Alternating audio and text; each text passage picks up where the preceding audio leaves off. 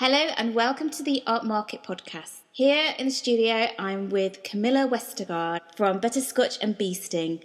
Hello, Camilla. Hello. Now, for the listeners, can you just tell us a little bit about yourself and about your company and what it is you do? My name's Camilla and my company is called Butterscotch Beesting, and it's basically a company that is all to do with illustration and storytelling. So I've invented a magical circus called the Butterscotch Beesting Circus, and I've invented characters that live in this circus.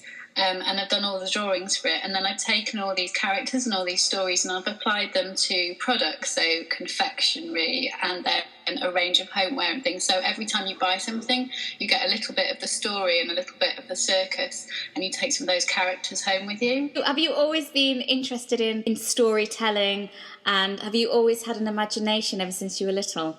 Always. I've got older brothers and sisters, but they're quite a lot older than me. So when I grew up, there was only really me in the house that was a child. And so I had to kind of make games up and imagine things by myself. So I remember having a hotel that was under my bed, and I made all these characters and built this hotel under my bed. And I always had to find ways of entertaining myself. And I remember writing a book that was about a family of mice, because I used to have pet mice. I think I had about 20. So I wrote stories about what the mice did, and they all had different characters, and I illustrated it, and I sent it to Puffin Books when I was about 8, I think. So that was my first story, but it didn't get published. Have you still got that? No, I don't know where it is. It had a yeti in it. Once the mouse met a yeti. I remember certain bits of it, and it was a chapter book, and I loved it, but yeah, it didn't get taken. And what did your parents think about your talent and about your imagination, or did they just see that as part of who you are?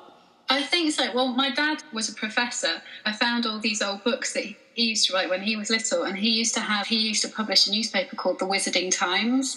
So he was obviously really imaginative as well, and he did caricatures of his face, and he used to draw. And he's not an artistic person, he's a sociologist, but he is obviously artistic inside himself. He just didn't kind of pursue it. And my mum's a potter. She's Hannah Westergaard, and so I think she was very used to me kind of carrying on that line of creativity and imagination, I guess. She had the studio at home when I was growing up, so it was always art, actually happening all around me every single day. Have you written any books recently? No, I'm just writing. I'm sort of starting to write the first of the Butterscotch Beesting stories. That's my kind of focus for this year. That's the sort of daunting bit, I think, is all the ideas are in my head now, and it's trying to work out how to pitch it, where to place it, which stories to tell first, and how to let the adventure kind of unroll. I'm already there. I'm already in your world. I am.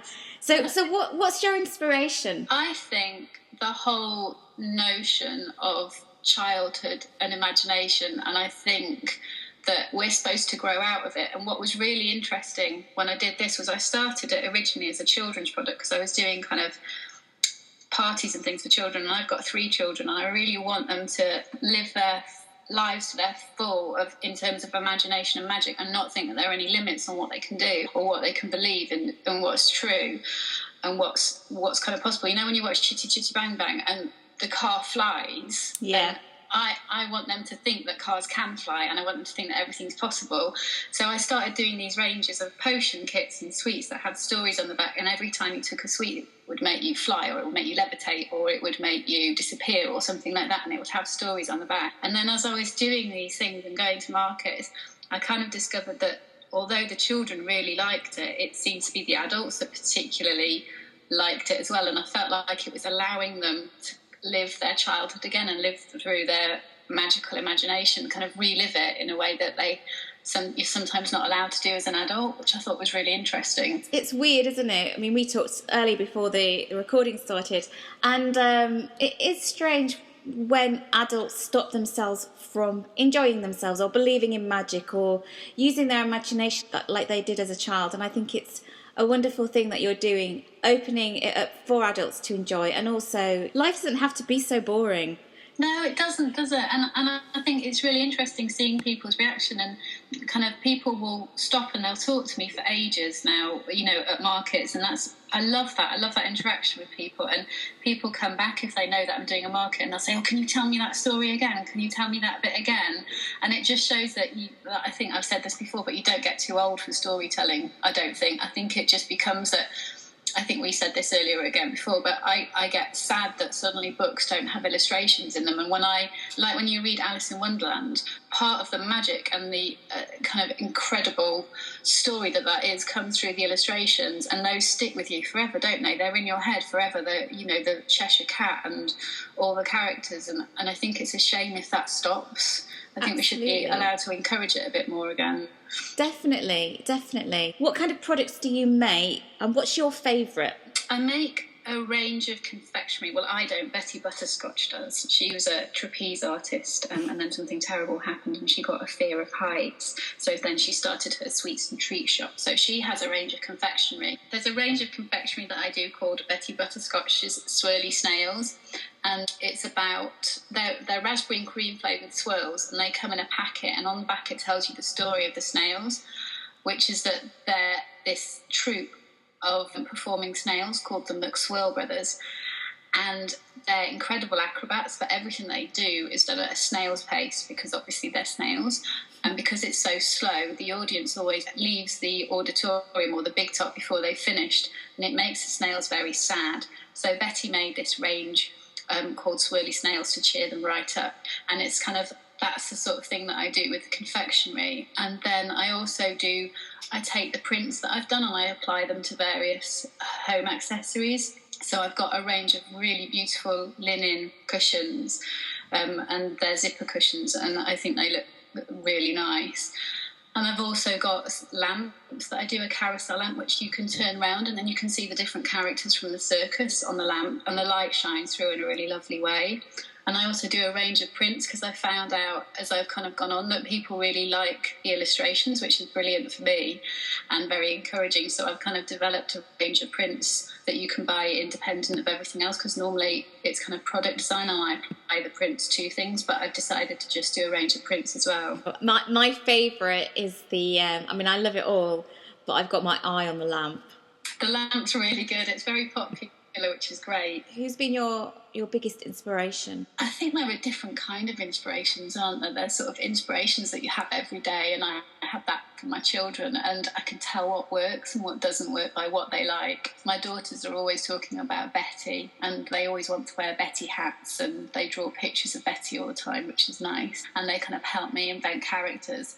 And then I guess I've also got illustrators that are very inspirational to me, sort of illustrators from childhood, and also new illustrators that I've discovered through my children, like somebody like Lauren Child. I think she's incredible, and how she combines the storytelling with a completely new kind of illustration, and she's really inspired a new generation, I think. So people like that. And then personally, my mum and my sister are amazing, because they're quite critical of me, which I think is really good, because it really does push you to be better, and you show them something and they go, and so you kind of go, okay, it's not good enough, I want it to be really good. If they're happy, then I know that it's really, really great. Yeah, definitely. What date are you doing the art markets? I'm doing the 10th of June, Sunday the 10th.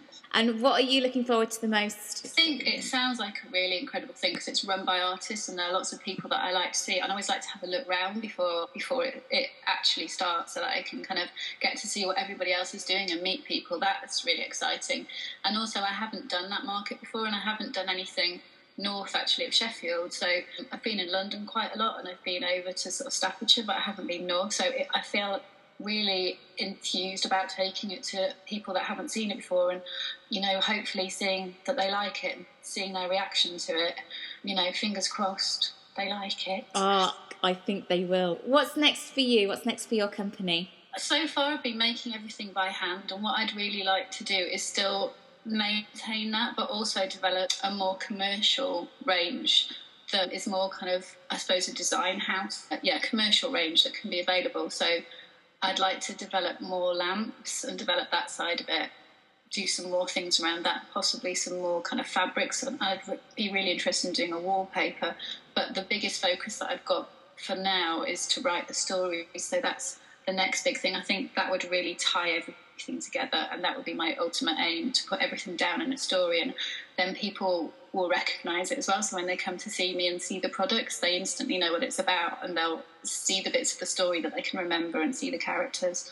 I think that would be great. I think the world's your oyster, really, because you've got such an imagination, and I think that anything's possible with you. I wish you all the luck in the world, and I can't wait to see you on the 10th of June. I'm bursting with excitement. I really am. So thank you so much for speaking to me. Thank you very much. You're welcome. If you would like to know more about the art markets, go to www.artmarkets.co.uk.